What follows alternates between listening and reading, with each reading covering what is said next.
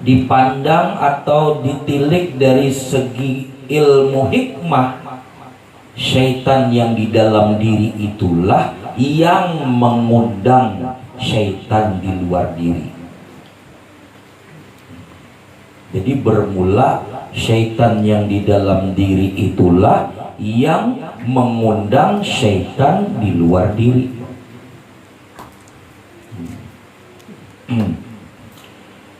Kata Rasulullah, pada setiap diri ada syaitannya.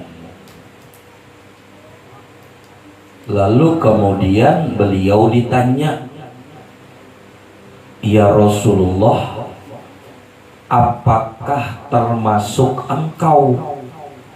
Karena Rasulullah dua diri, ya kan? Rasulullah dua diri. Kata Rasulullah, pada setiap diri. Lalu ditanya, ya Rasulullah, apakah termasuk engkau? Kata Rasulullah, iya.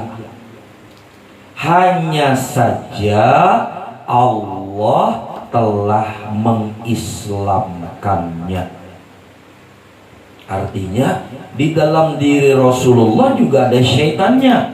Hanya saja Allah telah mengislamkan syaitan di dalam diri Rasulullah, sehingga ia tidak dapat lagi untuk menipu daya Rasulullah. Ia tidak dapat lagi untuk menjauhkan Rasulullah dari Tuhannya, sehingga ia, si syaitan dalam diri tadi, tidak dapat lagi melalaikan, melupakan Rasulullah dari Tuhannya. Begitu. Artinya nurut. Syaitan dalam dirinya itu nurut, sudah diislamkan, Pak. Ya, diislamkan. Sehingga tidak lagi berbisik-bisik di dalam hati, tidak lagi membuat meniup-niup syakwasangka atau persangkaan-persangkaan di dalam hati, tidak lagi.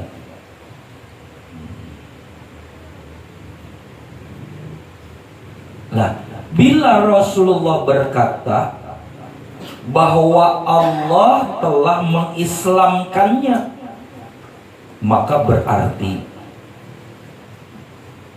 apa yang disampaikan Rasulullah itu berarti suatu harapan bagi setiap diri manusia atau bagi setiap umat Rasulullah. Apa harapannya? Yakni syaitan pada diri umatnya pun Allah dapat mengislamkannya. Jadi bukan Rasulullah saja yang di dalam dirinya tadi yang dikatakan syaitan tadi itu Allah mengislamkan, tidak. Tapi pada sekalian umat pun Allah dapat mengislamkannya. Jadi itulah harapan yang menjadi kebaikan bagi umatnya. Hanya saja memang ada tata caranya, artinya ada apa tuh ngarannya? Ada syarat-syaratnya agar syaitan di dalam diri dapat diislamkan juga oleh Allah, sehingga tidak lagi membuat diri lupa, lalai, jauh dari Tuhan. Syaitan dalam diri itulah umumnya syaitan dalam diri itulah yang umumnya dikenal dengan sebutan Qarin.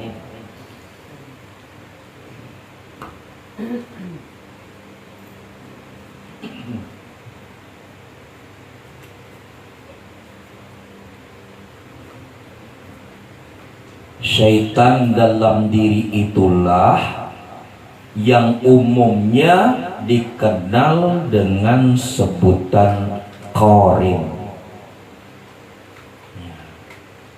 Ada yang mengatakan kebanyakan Qarin itu adalah jin. Kebanyakan.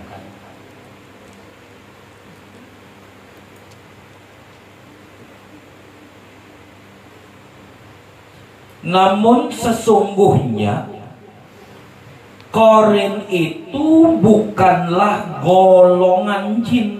Nah, kalau disebut statusnya, dia bukan golongan jin.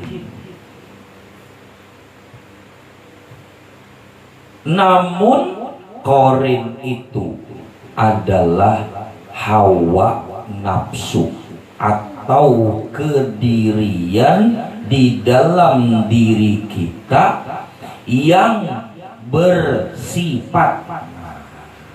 Jadi bersifat apa?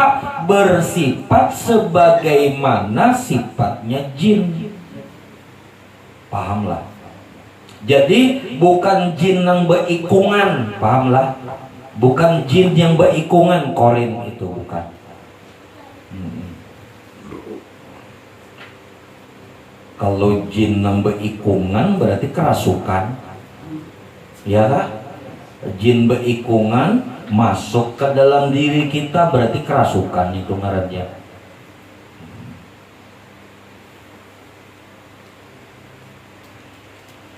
Qarin itu ialah hawa nafsu, itu bahasa syariatnya. Bahasa keilmuannya disebut kedirian. Bahasa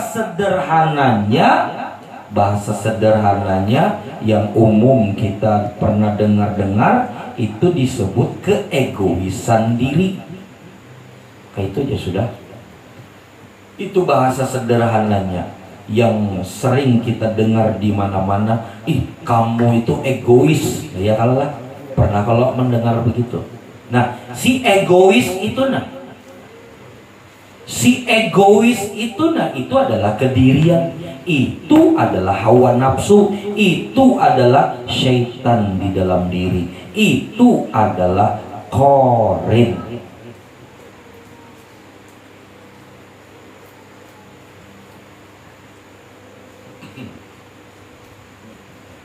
Ia bukan golongan jin, tapi ia adalah bagian dari dirimu sendiri. Makanya disebut kedirian tadi. Makanya disebut kedirian.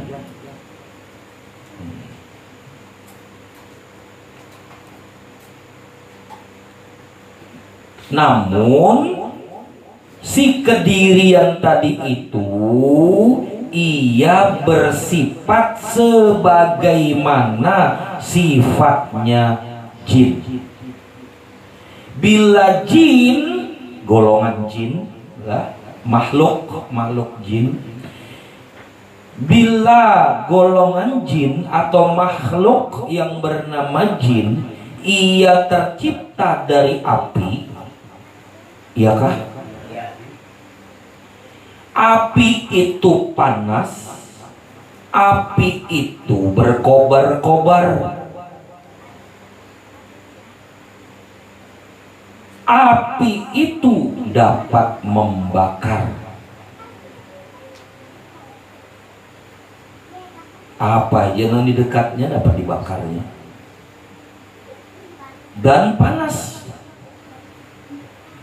Nah, begitupun si kedirian tadi, atau si hawa nafsu tadi, atau keegoisan diri tadi, atau kedirian. yang dikatakan Rasulullah sebagai syaitan dalam diri, atau yang biasa dikenal dengan istilah sebutan korin, ia bersifat sebagaimana sifatnya api yang panas dan berkobar-kobar. Makanya kalau tetamu lawan orang nang egois, atau tetamu lawan orang nang hawa nafsunya tinggi tadi, kediriannya tadi berapi-api, nah, bawaannya tuh kalau kita ada di sampingnya itu rasanya panas tuh Pak, rasanya tuh kada nyaman berada bersama orang yang bersifat api tadi.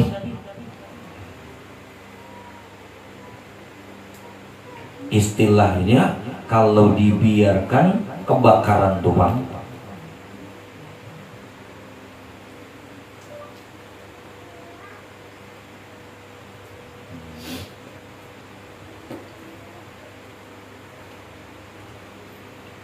Api itu berkobar-kobar, ya kah? Api itu panas, api itu itulah neraka. Nah, kalau mau dihubungkan, api itu ya neraka.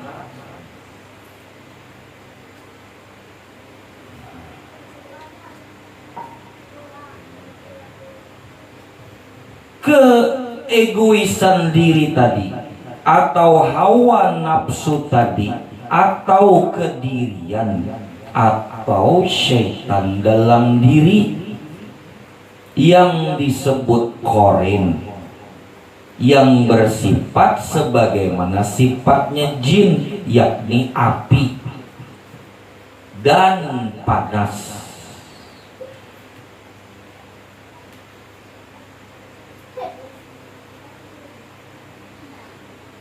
Maka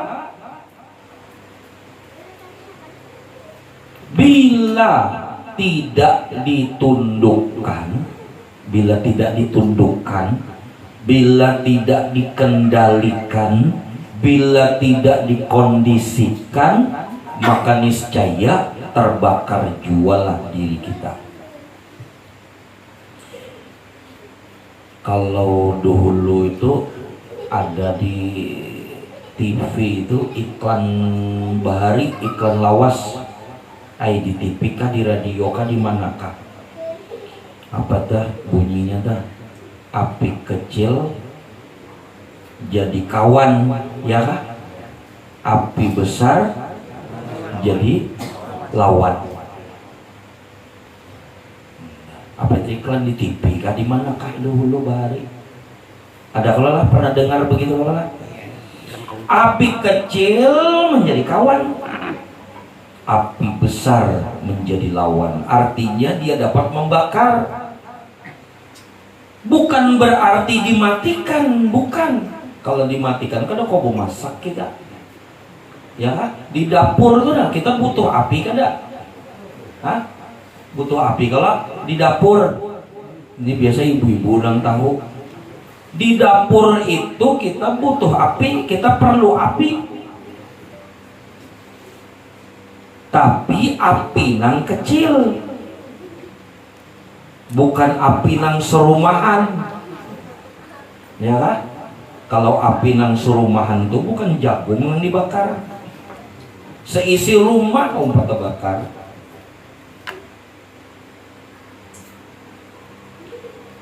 Jadi perlukah api itu? Perlu, tapi kondisikan, tapi kendalikan, tapi ditundukkan. Itulah yang namanya Islam. Islam itu kan artinya berserah diri. Arti Islam itu berserah diri. Maka jadikan api dalam dirimu, jadikan hawa nafsu dalam dirimu, jadikan kedirian pada dirimu yang disebut syaitan tadi dalam diri atau koren tadi, jadikan dia itu berserah diri, mengikuti apa maumu, begitu maksudnya. Bukan dirimu yang mengikuti apa maunya dia, paham lah? Tapi jadikan dia yang mengikuti apa maumu. Nah, maumu tadi itu, maumu itu bukan maumu pribadi, tapi maumu yang berdasarkan maunya Allah. Kalau maumu berdasarkan maumu sendiri, itu si korin tadi sudah. Artinya inya satu paket tadi.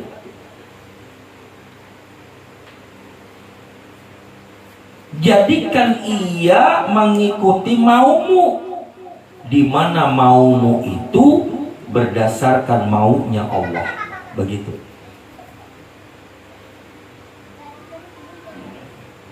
Itu kalau dibahasakan dalam bahasa ilmu. Maumu serahkan dulu kepada maunya Allah. Bila maumu telah diserahkan kepada maunya Allah, maka dia akan tunduk kepada Allah. Begitu maksudnya. Tapi bila maumu belum tunduk di dalam maunya Allah, maka maumu ya maunya dia. Dia tadi si koren ngelala. Jadi itu rumusnya, rumus untuk mengkondisikan, mengendalikan, menundukkan korin dalam diri tadi, yang disebut kata Nabi Allah telah mengislamkannya tadi tenang. Berarti kesimpulannya dalam rumusannya, agar korin itu dapat diislamkan Allah, bagaimana rumusnya? Rumusnya ialah maumu harus tunduk di dalam maunya Allah. Maumu harus tunduk kepada maunya Allah. Jika maumu sudah menjadi maunya Allah, pahamilah bujur-bujur, maumu tunduk kepada maunya Allah. Maumu sudah jadi maunya Allah, bukan maunya Allah jadi maumu, bukan. Coba cermati, ada perbedaan juga. Maunya kita tunduk kepada maunya Allah, sehingga mau kita menjadi maunya Allah. Dengan maunya Allah menjadi maunya kita, itu kan beda bahasanya. Kalau maunya Allah menjadi maunya kita, berarti kita sama halnya menginginkan Allah mengikuti maunya kita. Itu maksudnya. Tapi kalau maunya kita tunduk kepada maunya Allah, sehingga maunya kita menjadi maunya Allah, itu berarti maunya kita mengikuti maunya Allah. Kalau yang satu tadi maunya Allah mengikuti maunya kita. Kita menginginkan Allah itu mengikuti maunya kita, begitu nah maksudnya. Nah itu kalau boleh. Itu aja dibolak-balik, direnungkan, nanti ketemu tuh.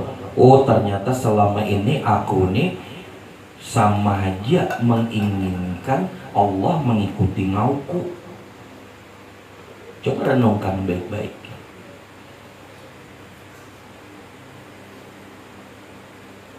Dalam menjalani hidup, dalam menjalani lika-liku kehidupan setiap harinya, tanpa tersadari oleh kita, dalam satu hari penuh itu kebanyakan kita menginginkan Allah mengikuti. Nah, sadar tuh berarti, ya kan?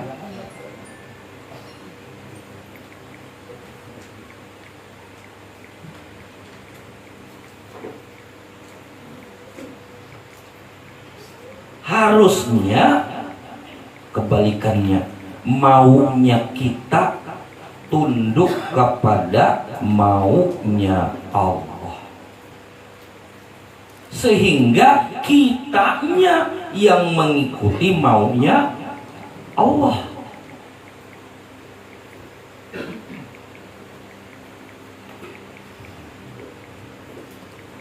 Itu harusnya.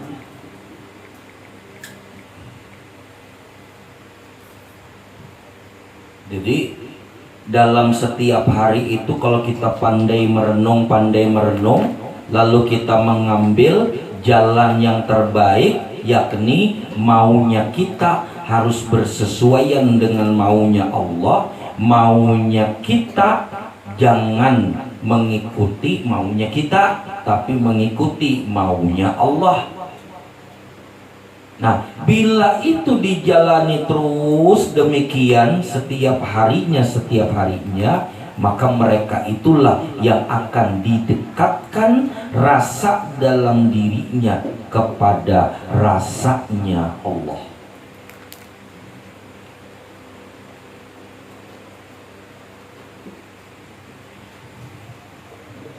Nah, di situ poinnya.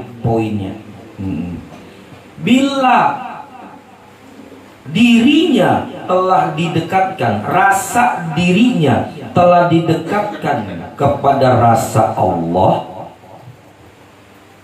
Bila rasa di dirinya tadi telah didekatkan kepada rasanya Allah, maka saat itulah korin dalam dirinya diislamkan Allah. Jadi rumusnya itu, bila hendak korin dalam diri diislamkan Allah, jalannya ialah maunya kita atau keinginan kita. Maunya kita itu maksudnya keinginan kita. Maunya kita atau keinginannya kita harus mengikuti maunya Allah, mengikuti keinginan Allah. Bila itu sudah terjalani setiap harinya, keinginan kita bersesuaian dengan keinginan Allah, seolah-olah kita tidak punya keinginan selain keinginan Allah. Dan itu terbiasa setiap harinya, seolah-olah kita kalau berkeinginan ini bukan keinginanku lagi, tapi ini keinginan Allah. Bila itu terbiasa setiap harinya, maka korin dalam diri kita diislamkan Allah, ditundukkan Allah.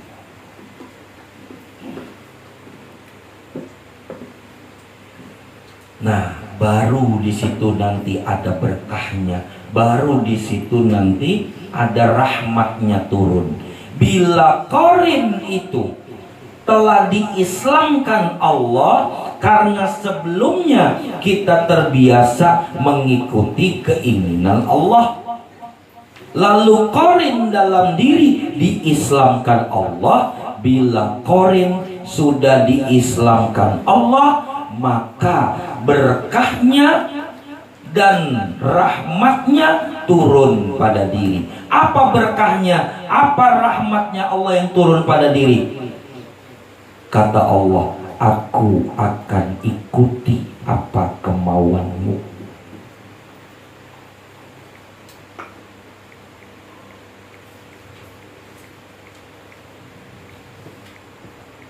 Nah, awalnya, ini bahasa gampangnya, bahasa sederhananya, awalnya kita dulu yang mengikuti maunya Allah. Begitu lah. Awalnya kita dulu yang mengikuti maunya Allah. Nanti setelah korin itu diislamkan Allah, maka Allah yang akan mengikuti apa maumu.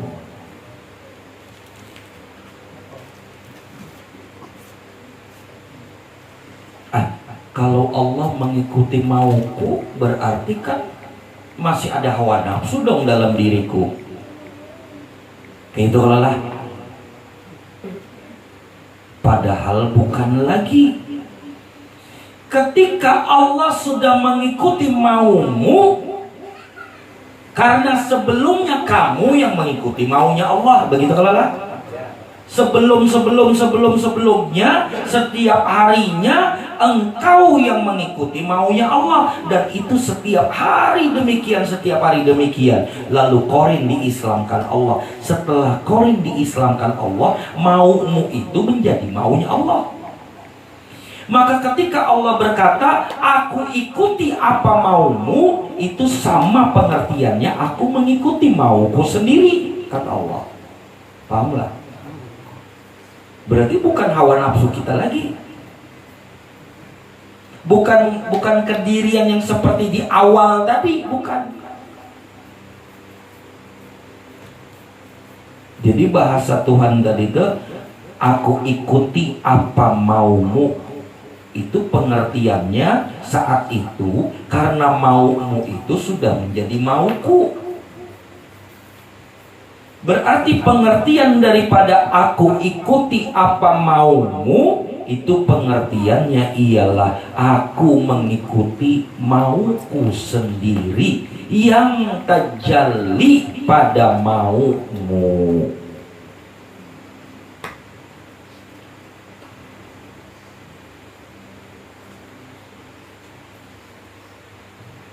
Paham nggak penjelasannya itu nah? Pengupasannya tadi itu nah, paham ngelola? Nah, itulah maksud sebenarnya dari firman Allah, fa'alul lima yurid. Itu maksud yang sebenarnya dari firman Allah yang Allah firmankan di dalam Quran. Kata Allah, fa'alul lima yurid. Kata Allah, aku berbuat sesuai dengan kehendakku sendiri. Kalau bahasa umumnya orang-orang di luaran sana, dia menyingkat atau menyimpulkan dengan pengertian dirinya sendiri, lalu dia menafsirkan ayat itu dengan bahasa kalimat, kata Allah, aku berbuat sekehendakku. Ya kan? Ada tuh di kitab-kitab tuh firman Allah fa'alul lima yurid itu diartikan kata Allah, aku berbuat sekehendakku. Sesuainya enggak ada. Nah, kalau dia belum tahu rumus yang diuraikan tadi mulai awal tadi, lalu dia menyimpulkan dengan kalimat itu tadi dalam pengertian firman Allah fa'alul lima yurid, yang dia terjemahkan aku berbuat sekehendakku. Dia belajaran tasawuf juga katakanlah, belajaran ma'rifat juga katakanlah, tapi dia tidak melalui rumus-rumusan yang dipanjang lebar dijabarkan tadi. Ketemu ayat itu, fa'alul lima yurid.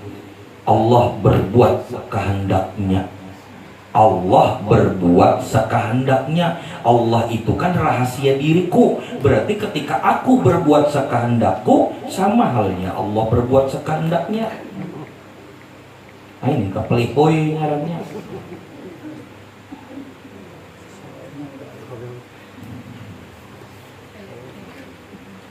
Banyak kalau lah di luaran sana lah.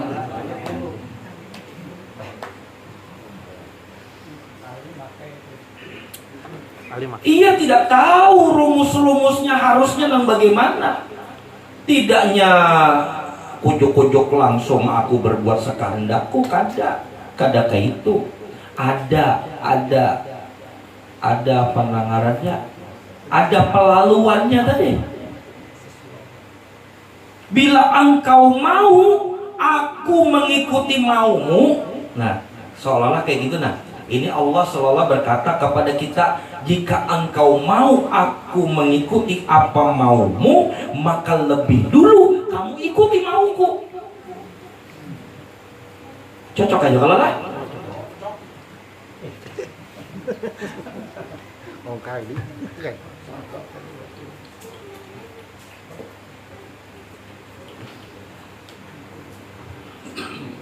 Jadi makomnya harus di situ dulu. Ikuti dulu mauku, kata Allah, agar engkau terbiasa dengan mauku. Lalu aku tundukkan korin dalam dirimu. Aku islamkan korin dalam dirimu. Bila telah Islam korin dalam dirimu, maka aku akan ikuti maumu. Karena mauku sudah terjadi pada maumu. Begitu maksudnya. Nah itu nang bujur.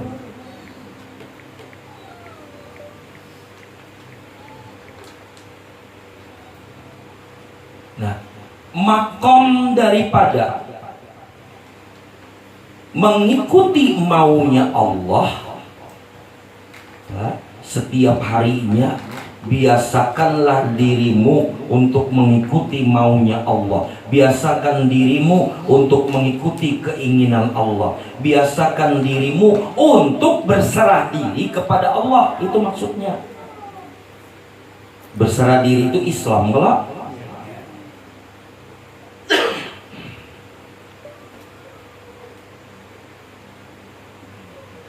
Apabila engkau terbiasa setiap harinya untuk mengikuti maunya Allah, untuk mengikuti keinginan Allah, untuk berserah diri kepada Allah setiap harinya, maka tenanglah jiwamu.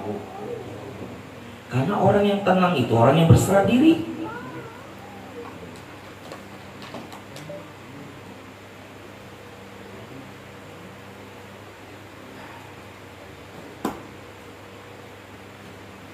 Berserah diri itu gin, kalau dikupas ternyata maknanya luar biasa. Lah kita kupas lagi. Dulu pernah juga dikupas.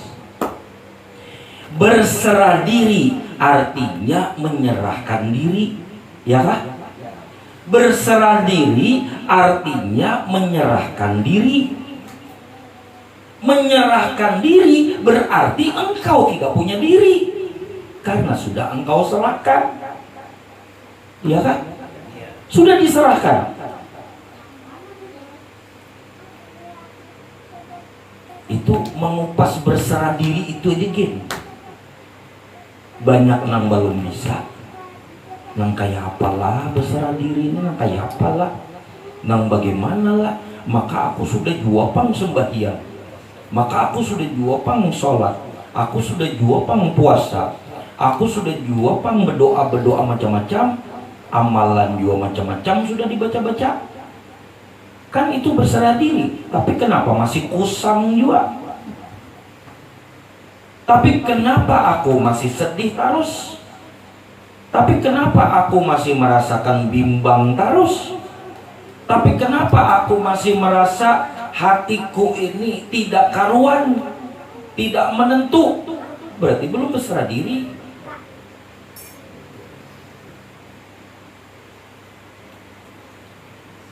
Merasa sudah beramal, merasa sudah beribadah, merasa sudah bersembahyang, merasa sudah sholat, merasa sudah berpuasa, merasa sudah beramaliyah macam-macam, habis waktu 24 jam beramaliyah aja. 24 jam habis, sudah 24 jam beramaliyah aja, tapi masih juga hatinya itu nah, rasa jiwanya itu nah kusang. Kada karuan tampoh, ujar orang Banjar. Ujar orang Banjar, kada karuan tampoh.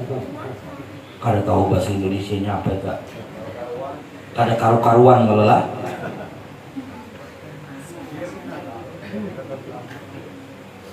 Kenapa? Karena dia belum bisa memaknai berserah diri itu bagaimana. Disangkannya beribadah itu artinya berserah diri. Disangkannya beramaliyah itulah berserah diri. Disangkannya sembahyang, sholat, puasa itu berserah diri. Bukan. Berserah diri itu artinya menyerahkan diri. Menyerahkan diri itu artinya jangan sampai dirimu ada. Kan sudah diserahkan, ya kan?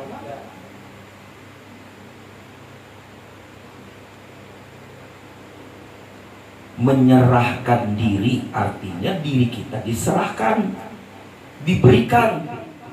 Kalau diri kita sudah diserahkan, kalau diri kita sudah diberikan, berarti kan ada lagi diri kita, iya kan? Nah, dalam hal ini kan berserah diri kepada Allah, ya kan? Berserah diri kepada Allah artinya menyerahkan diri kepada Allah. Menyerahkan diri kepada Allah itu artinya diri kita berikan kepada Allah, ya kan?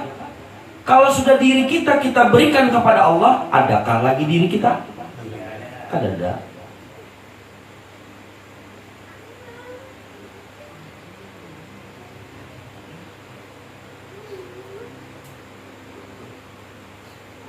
Nah,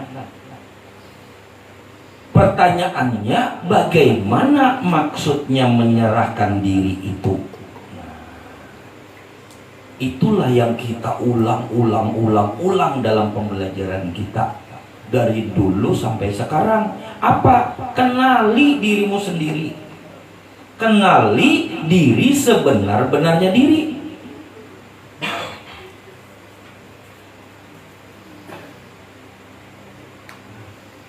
Kenali dirimu sendiri, kenali diri sebenar-benarnya diri. Bila engkau mengenal bahwa diri sebenar-benarnya dirimu bukan dirimu, melainkan Nur Muhammad, ya kan? Yang bersifat muhaddas kelelak.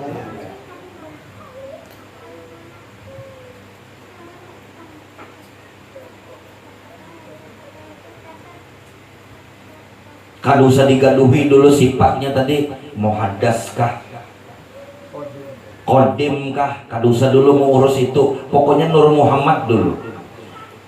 Bila engkau paham dan mengenal bahwa diri sebenar-benarnya dirimu yang dikatakan roh itu adalah Nur Muhammad, maka berarti yang ada dirimu kan Nur Muhammad. Ayo, Nur Muhammad.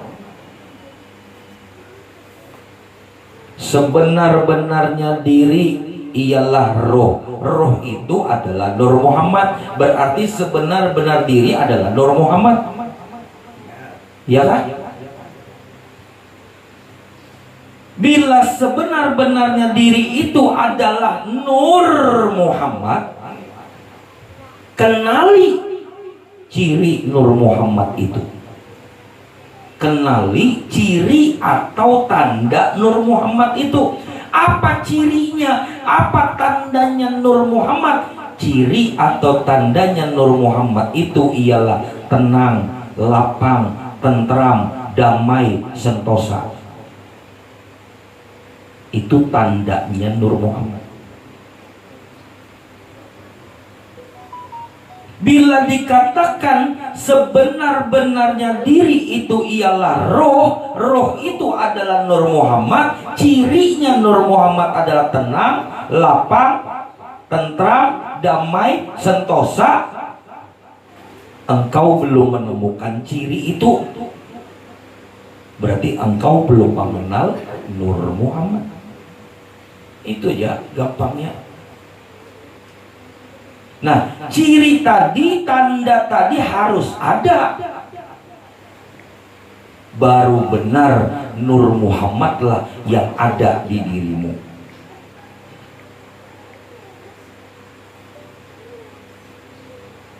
Masih kusang, masih gelisah, masih kada karuan tampuh tadi, macam-macam galau tadi, berarti belum Nur Muhammad. Berarti belum Nur Muhammad.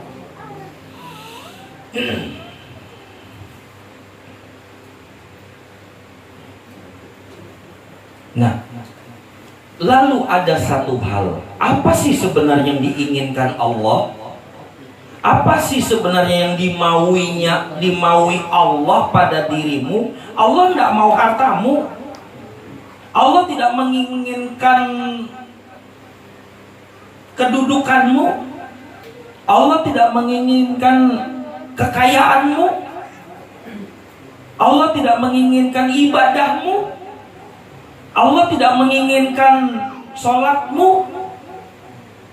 Allah tidak menginginkan bacaan-bacaan wirid apapun darimu. Tidak. Kenapa? Karena Allah tidak berhajat. Ya kan? Bukan itu yang diinginkan Allah kepadamu. Maka tadi kita harus mengikuti apa maunya Allah. Gitu kalau lah. Kita harus mengikuti apa yang diinginkan Allah. Ya kan? Nah sekarang apa yang diinginkan Allah padamu? Apa yang dimaui Allah padamu? Allah ingin agar engkau melihat Nur Muhammad. Nur Muhammad itu wajah Allah. Ya kan? Allah ingin agar engkau melihat wajahnya. Allah mau agar engkau selalu memandang wajahnya. Hanya itu aja yang dimaui Allah.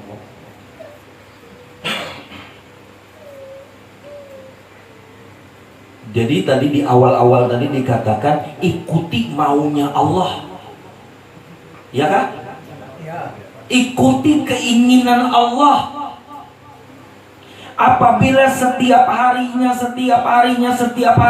engkau terbiasa mengikuti maunya Allah, lalu kemudian korin dalam dirimu diislamkannya, setelah itu kata Allah, aku ikuti maumu. Itu tadi lah.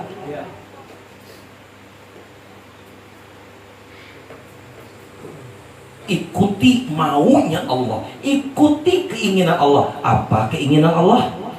Memandang wajahnya atau Nur Muhammad. Apa maunya Allah? Memandang wajahnya atau memandang Nur Muhammad. Itu maunya Allah. Itu yang diinginkan Allah.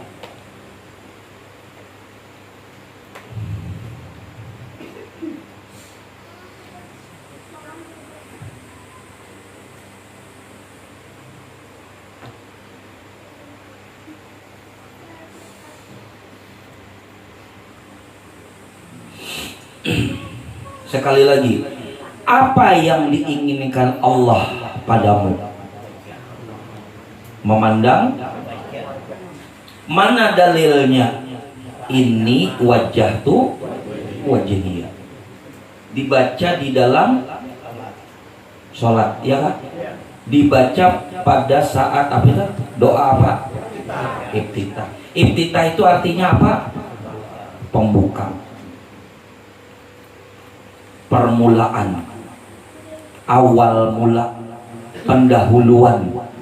Bahkan sebelum membaca surah Al-Fatihah, ya kan? Yang lebih dulu dibaca adalah iftitah. Pada doa iftitah ada yang terbaca, ini wajahtu, aku hadapkan wajahku ke hadapan wajah engkau. Ini wajahtu wajhiyah. Itu yang diinginkan Allah.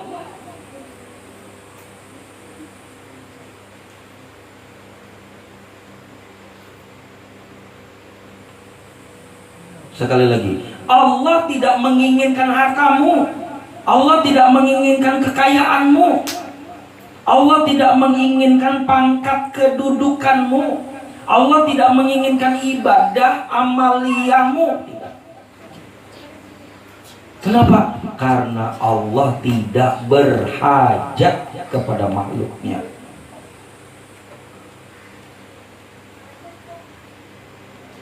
Tapi yang diinginkan Allah ialah agar engkau memandang wajahnya. Itu yang diinginkan Allah. Itu pun bukan bahajat Allah. Aku ingin kamu memandang wajahku. Sebab apabila engkau memandang wajahku, kamu dapat berkah. Berarti untuk siapa? Untuk diri kita seorang, bukan untuk Allah. Berarti Allah menyuruh kita untuk memandang wajahnya bukan untuk Allah juga, tapi berkahnya untuk diri kita.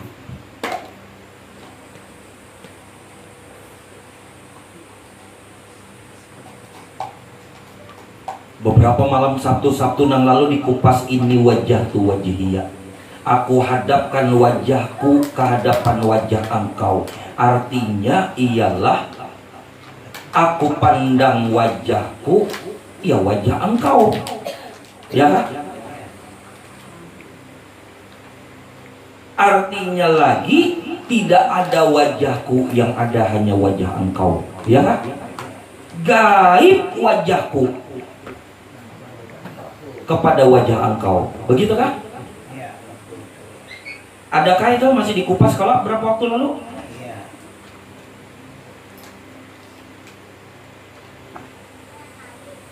Maka hari-hari dibaca ini wajah tuh setiap sembahyang 5 kali sehari semalam, belum sunnah-sunnahnya dibaca juga. Ini bahkan kalau dispesifikkan lagi, ini wajah tu wajhuka ya Allah ya ahadul hakiki lilladzi fataras samawati wal ard. Aku hadapkan wajahku kepada wajah engkau ya Allah yang ahad dan benar, yang hakiki, ya ahadul hakiki.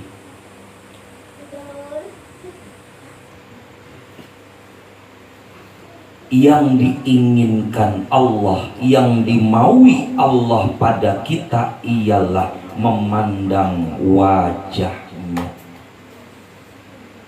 Wajahnya adalah Nur Muhammad. Itu jangan lupa tuh. Itu sudah rumus itu. Jangan sampai lupa. Pokoknya ketika disampaikan wajah Allah, yang kita mengerti adalah Nur Muhammad.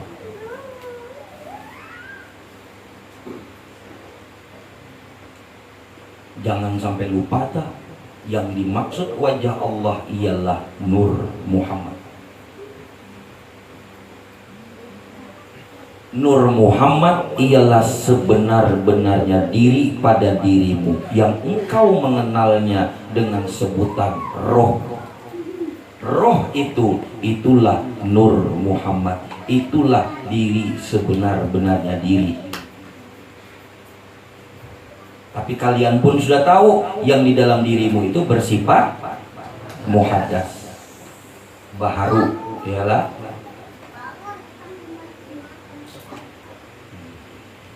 kesampingkan dulu sifatnya tadi.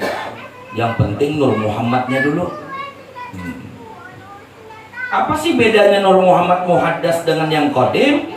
Maka kesimpulannya, Nur Muhammad muhaddas adalah kenyataan daripada Nur Muhammad yang qadim. Udah, gitu aja dah habis.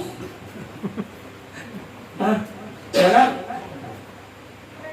Kalau engkau ingin tahu Nur Muhammad yang qadim, ketahui Nur muhaddas, gitu aja nah maksudnya. Jika Nur Muhammad yang qadim itu iyanya, sedangkan Nur Muhammad yang muhaddas itu kenyataannya. Nah itu aja dah.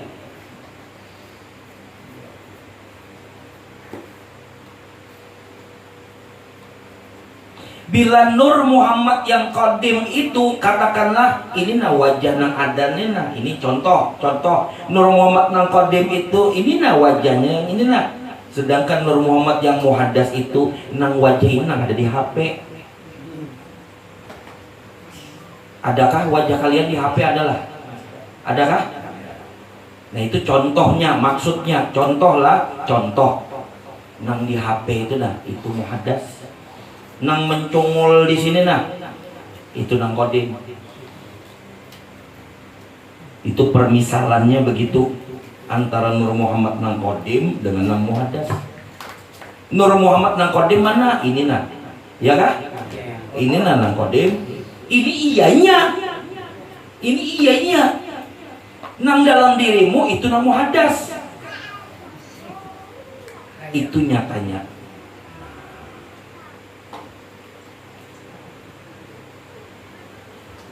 Lantas bila dikatakan maunya Allah, inginnya Allah, keinginan Allah ialah agar engkau memandang wajahnya. Bagaimana memandang wajahnya? Itu maksudnya ialah rasakan Nur Muhammad pada dirimu itu. Nah, sering-sering namanya sering-sering itu ya selalu, ya kan? Sering-sering rasakan. Bila engkau seringkali merasakan Nur Muhammad pada dirimu, berarti engkau memandang wajahnya. Paham nggak? Nah, gampangnya ya lah, mudah aja Pang, cuman koler. Padahal mudah aja penjabarannya. Bujur kalau lah. Yang dijelaskan tadi itu bujur kalau. Cuman koler menjalankannya.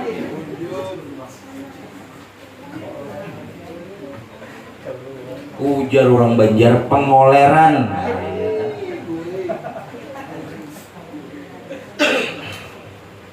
Maka tadi jar Allah, apabila engkau mengikuti mauku, apabila engkau mengikuti keinginanku, selalu engkau ikuti mauku, terus engkau ikuti mauku, dan selalu engkau ikuti mauku. Setiap hari engkau terbiasa mengikuti mauku, maka aku islamkan korin dalam dirimu. Bila telah Islam korin dalam dirimu, aku ikuti apa kemauanmu. Ini kada mau instan supaya Allah mengikuti mau kita. Maunya instan kayak itu nah. Berharap ya Allah, kabulkan ya Allah, kabulkan ya Allah. Itu sama tuh, berarti berkeinginan Allah mengikuti mau kita. Ada sadar, ya Allah, aku minta ini nah ya Allah, aku minta ini nah ya Allah, aku mau ini nah ya Allah, kabulkan nah ya Allah. Tanpa sadar dirinya menginginkan Allah mengikuti maunya dia. Sementara setiap harinya dia tidak pernah memandang wajah Allah. Iyo kamu.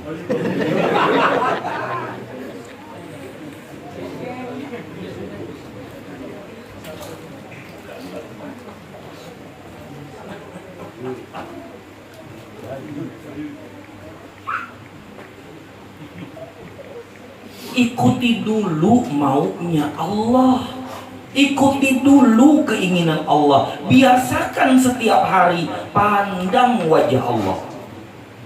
Bagaimana memandang wajah Allah? Rasakan Nur Muhammad pada dirimu, baik dengan musyahadah, baik dengan merasakan naik turun napas, baik dengan olah rasa, dan lain-lain sebagainya, dan lain-lain sebagainya. Itu semua jalan untuk memandang wajah Allah. Jujur kah? Cuman koler.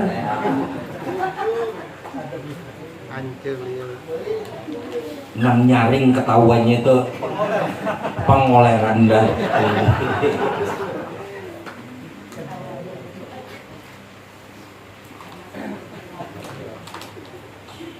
Orang yang terbiasa mengikuti maunya Allah, orang yang terbiasa mengikuti keinginan Allah, setiap harinya ia biasa mengikuti maunya Allah, ia terbiasa mengikuti keinginan Allah.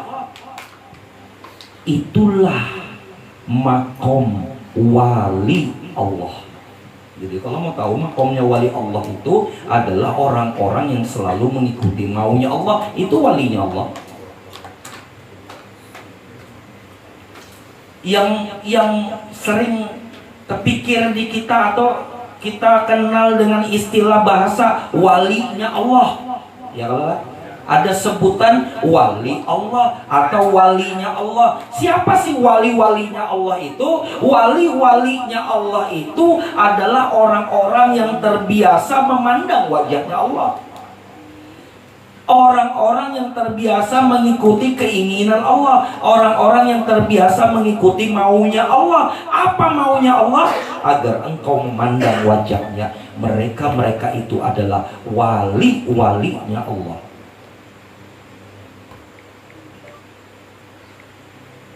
Mereka itulah walinya Allah. Dan apabila mereka sudah terbiasa mengikuti maunya Allah, lalu qarin dalam dirinya diislamkan Allah, lalu setelah itu dan setelah itu bukan dia lagi yang menjadi walinya Allah, bahkan Allah yang menjadi walinya dia.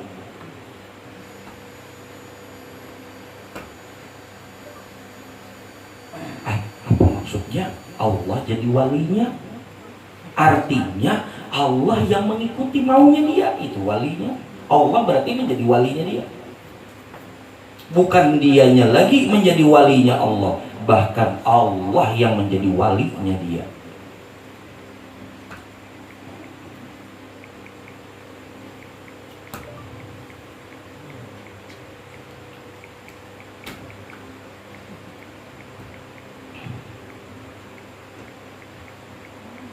Makom walinya Allah jegin, artinya dalam mindset kita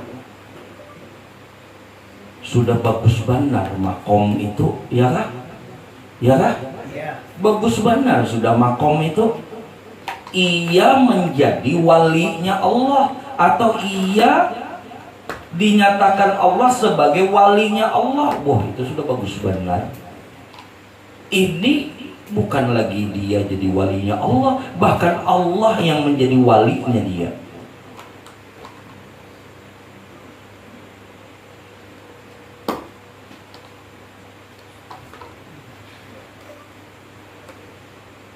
Coba lihat di kitab apa tuh ngarannya, Fathul Ghaibi, karangannya Syekh Abdul Qadir Al-Jailani. Fathul Ghaibi. Kalau anunya, buku anunya nih, apa ngarannya, terjemahan dah bahasa Indonesia itu terjemahannya.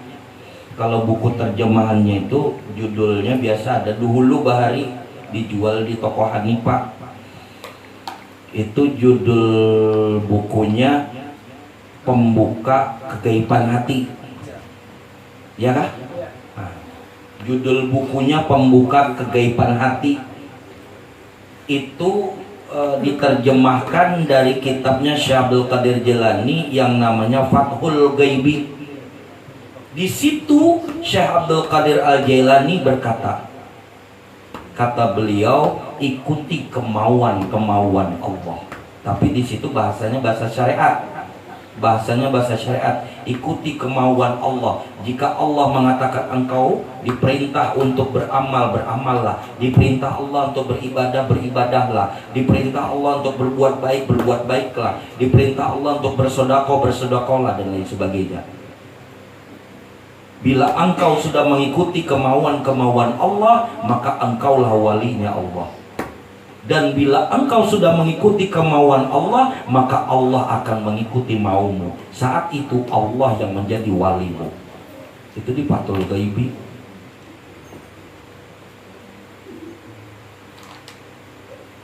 Ini jangankan tahu judulnya, menukar gin kada. Dekoler tadi itu Pak. Itu tahun 93, 94 hatam sudah mempelajari Fathul Ghaibi kan. Nah, di situ tertulis demikian kata-kata dari Syekh Abdul Qadir Al-Jailani. Namun pengupasan-pengupasan di kitab itu pengupasan dalam bahasa syariat. Adapun yang diuraikan di malam hari ini pengupasan tentang hakikatnya. Ternyata keinginan Allah itu, kemauan Allah itu hanya satu pada hambanya, yaitu agar hambanya memandang wajahnya, agar hambanya ini melihat wajahnya.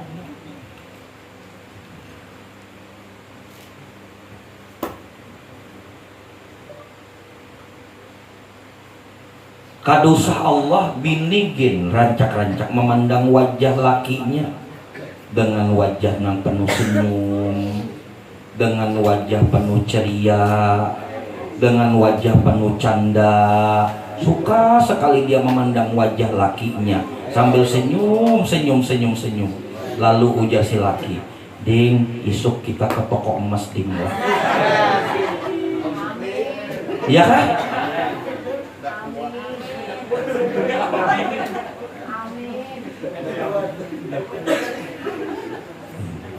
Apalagi wajah Allah.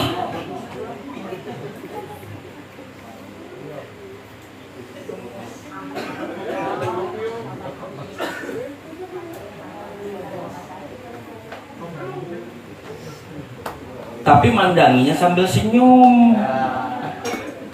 Mandang wajah laki sambil senyum. Mandang wajah laki sambil ceria. Mandang wajah laki, jangan sambil cemberut, lain juga.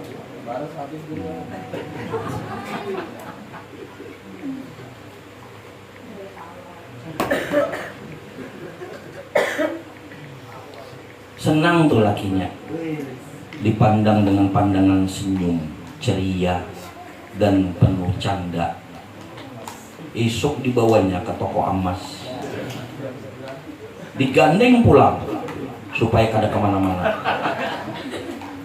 Artinya situ-situ aja.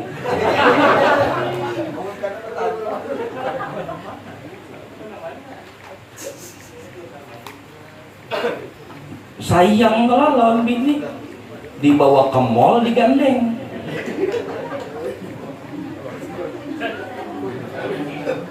Amunnya kada digandeng, habis toko semua dimasuki.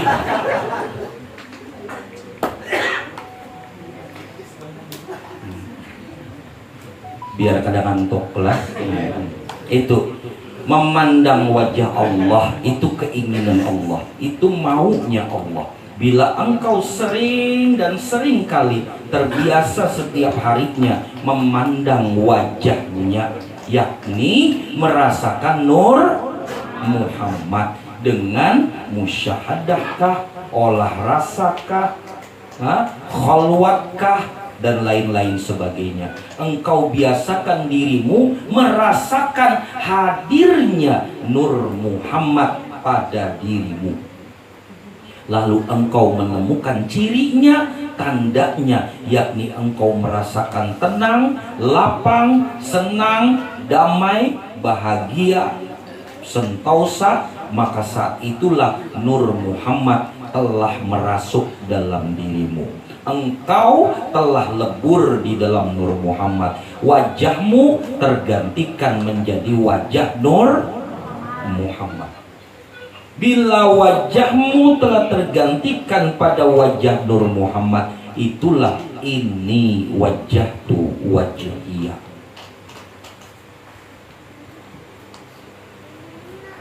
Maka tenang, lapang, tentram jiwamu. Dan orang-orang yang jiwanya tenang, lapang, tentram, damai, sentosa, mereka itulah yang dipanggil Allah. Irji'i ila rabbiki radiyatan mardiyah. Ini bukan untuk orang mati aja. Kalau pang nanti dipengertikan untuk orang mati aja kada. Sejak saat ini sejak saat ini di kehidupan ini pun irji'i ila rabbiki radiyatan mardiyah. Engkau datang kepadaku karena engkau memandang wajahku, ya kan? Engkau memandang wajahku, engkau tenang, engkau lapang, ayo kemari mendekat. Itu maksudnya irji'i. Ayo Ayo mendekat di dalam ridhoku, artinya aku senang engkau mendekat kepadaku. Bukan untuk mati aja. Saat ini nah, bila saat ini engkau sudah mutu qabla anta mutu, kenapa nunggu mati nanti? Bukankah saat ini sudah mati? Ya kah?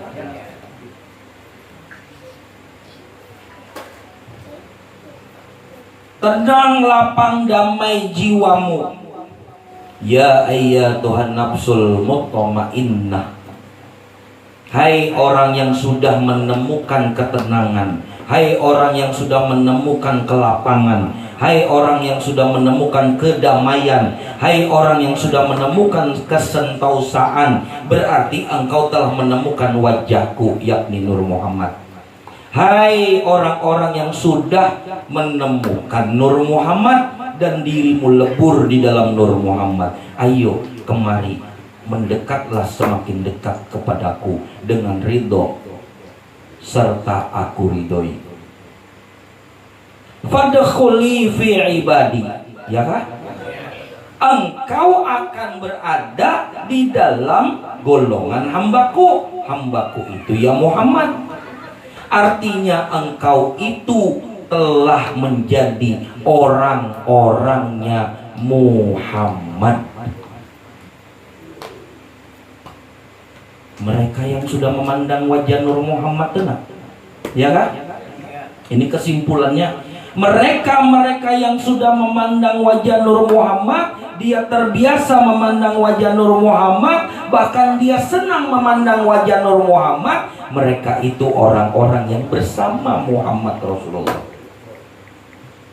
Orang-orang yang bersama Muhammad Rasulullah, mereka pantas dikatakan keluarga Rasulullah. Mereka yang dikatakan keluarga Rasulullah, bahasa Arabnya disebut Ahlul Bait Rasulullah. Ahlul Bait itu artinya keluarga. Keluarga itu orang dekat, ya kan? Keluarga itu orang dekat. Mereka itu yang dikatakan orang-orangnya Muhammad, berarti orang dekatnya Muhammad, ya kan? Berarti mereka itu keluarga. Mereka itu bahasa Arabnya disebut Ahlul Bait. Walaupun tidak ada hubungan darah secara lahiriah, tapi secara sirruh, mereka lah Ahlul Bait yang sesungguhnya. Keluarga Muhammad. Orang dekatnya Muhammad, mereka lah keluarganya Muhammad. Orang yang bukan orangnya Muhammad, orang yang jauh dari Muhammad itu bukan keluarga. Keluar enggak?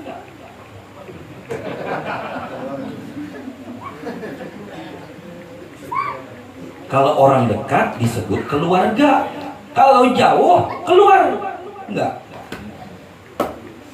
Keluar enggak? Keluar enggak? Keluar enggak? Artinya disuruh keluar.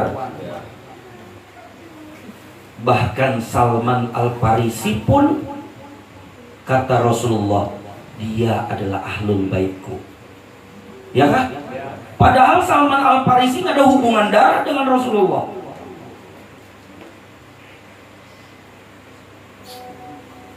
Padahal Salman Al-Farisi nggak ada hubungan keluarga jahir lahiriah dengan Rasulullah. Tapi kata Rasulullah, dia adalah Ahlul Baitku.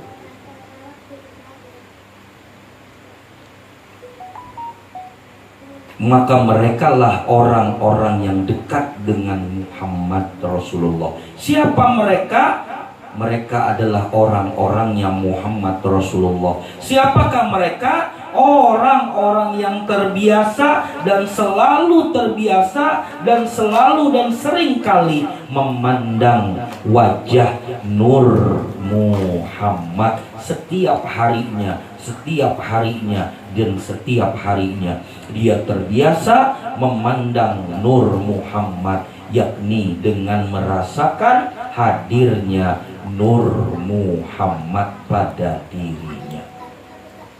Merekalah wali-walinya Allah di muka bumi.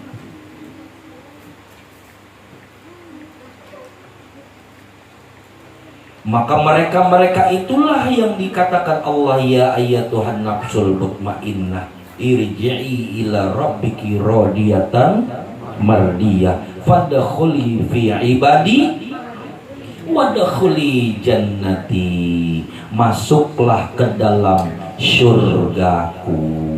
Kenapa Allah mengatakan masuklah ke dalam syurgaku? Artinya dia sudah diberikan hak untuk masuk ke dalam syurganya Allah. Kayak itu kalau lah. Kenapa dia diberi hak untuk masuk ke dalam syurganya Allah? Karena setiap harinya dia terbiasa merasakan tenang, lapang, tentram, damai, bahagia, dan sentosa. Itu adalah syurga. Bila hatimu terbiasa merasakan tenang, lapang, tentram, damai, sentosa, bahagia di dalam memandang Nur Muhammad, maka berarti hatimu sudah berhiaskan surga. Bila hatimu sudah berhiaskan surga, maka hak Allah diberikan kepadamu. Wadkhuli jannati, maka engkau akan diberi hak sebagai orang yang dirindukan surga. Bukan engkau lagi yang merindukan surga, bahkan surga yang merindukanmu. Sadaqallahul azim wa sadaqa Rasulullah sallallahu alaihi wasallam. Allahumma shalli ala Muhammad.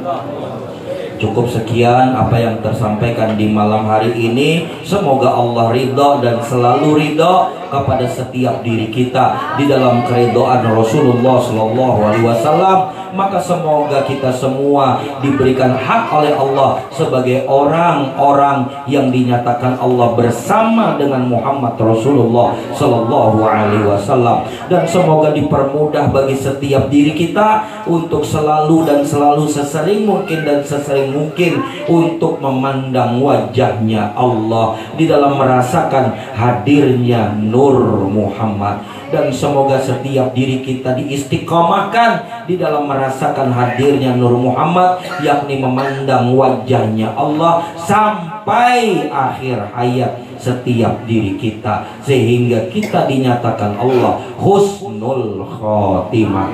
Dalam berkat Allah, dalam berkat Rasulullah, dalam berkat peguruan-peguruan kita. Shadaqallahul azim. Cukup sekian apa yang tersampaikan di malam hari ini. Allahumma sholli ala Muhammad. Allahumma sholli ala rasulika sayyidina Muhammad.